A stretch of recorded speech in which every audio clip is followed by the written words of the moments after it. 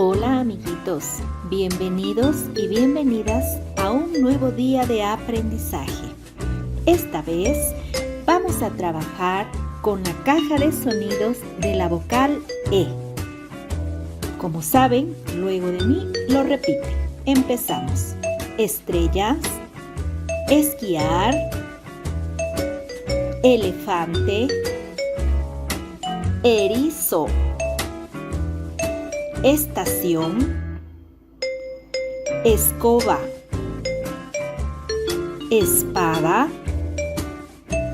esponja, egipcia,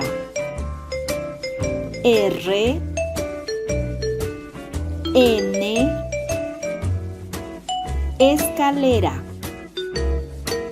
enano, ensalada, escribir, estufa,